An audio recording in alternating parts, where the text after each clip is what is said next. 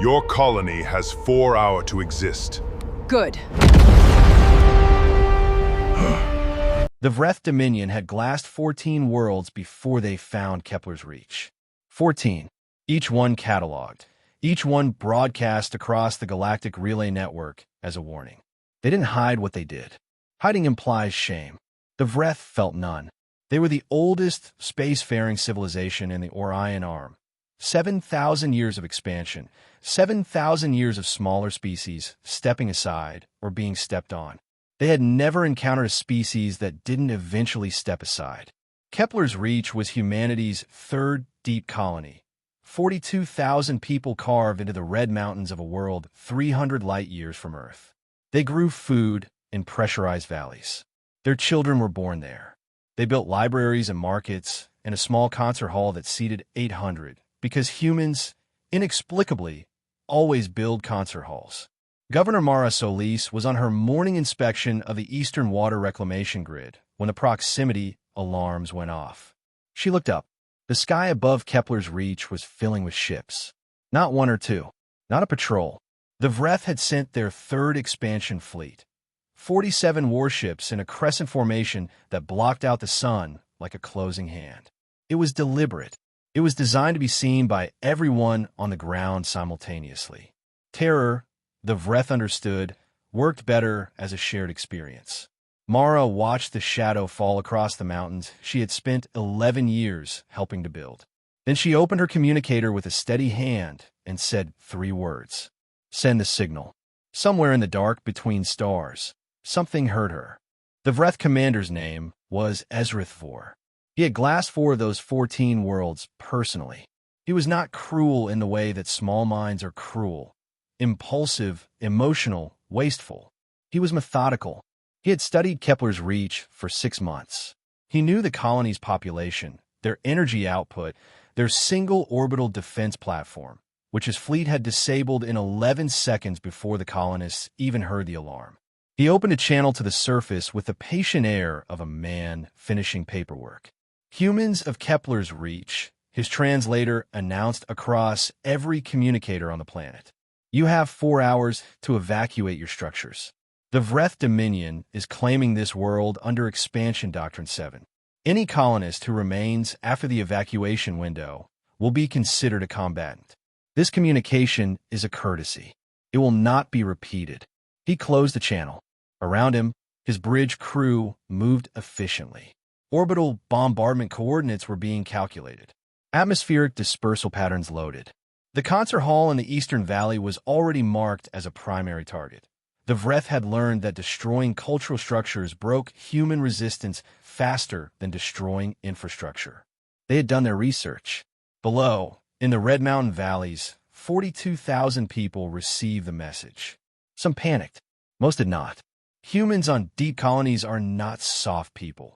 They are people who chose 300 light-years from home, who built their lives in the cold places the galaxy forgot. They moved with a focused, terrible quiet that Ezrith surveillance drones recorded, but his analysts did not flag as unusual. 1 hour passed. 2. Ezrith watched his countdown with satisfaction. Then his long-range sensor officer looked up from her console with an expression Ezrith had never seen on her face before. Fear. Commander, she said, there are ships coming out of fold space. Our reinforcements aren't due for. They aren't ours. They came out of fold space in a wall, not a crescent, not a formation designed for elegance or intimidation. A wall, flat, dense, shoulder to shoulder, the way infantry charges. 61 vessels, human vessels, warships that had no business traveling 300 light-years in 2 hours, except that humanity had spent the last 40 years quietly solving problems the galactic community had declared mathematically impossible. The fold drive was one of them. Ezrith stared at his tactical display and felt something ancient and biological move through his chest.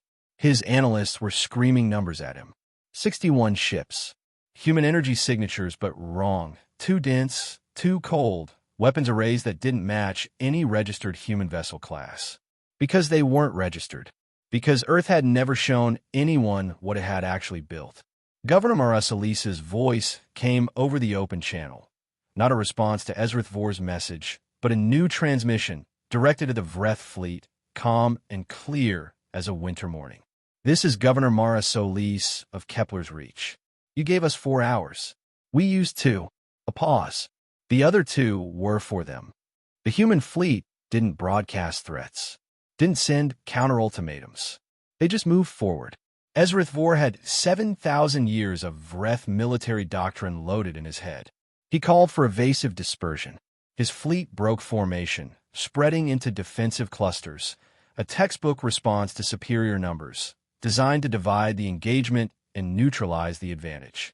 The human ships didn't follow standard pursuit patterns.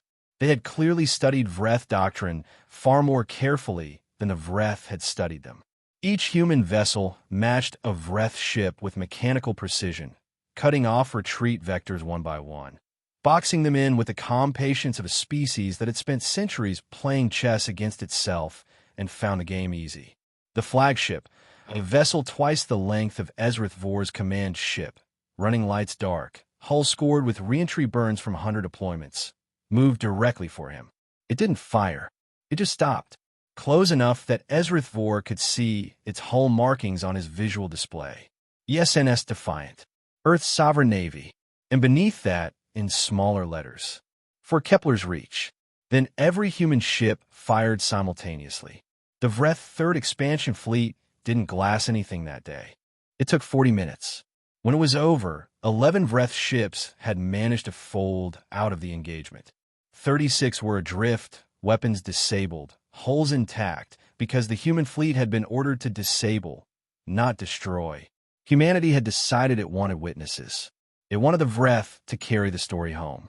Mara Solis stood on the ridge above her eastern valley and watched the debris field catch the morning light, burning fragments orbiting Kepler's Reach like a second ring system. Behind her, the concert hall was still standing. The libraries were still standing. Her people were still standing. A young aide approached with a communicator. Earth Command wants to speak with you, Governor. Tell them to give me a minute. She stood in the cold mountain air and breathed it in slowly. She thought about 14 worlds, about the species that had sent a fleet to erase 42,000 lives as casually as closing a door, about the look on her people's faces when a shadow fell across the mountains, and then about the wall of ships that had come out of fold space. Not because Earth had ordered it, because a governor said 3 words, and somewhere in the dark, the Earth's sovereign navy had moved. She picked up the communicator. Somewhere in the Vreth Dominion, 11 damaged ships were folding toward home with a message no translation matrix could soften. They had found a species they had cataloged as primitive. They had gone to erase it. They had found a war instead. We are not the species that begs for mercy. We are the species mercy calls when it runs out of options.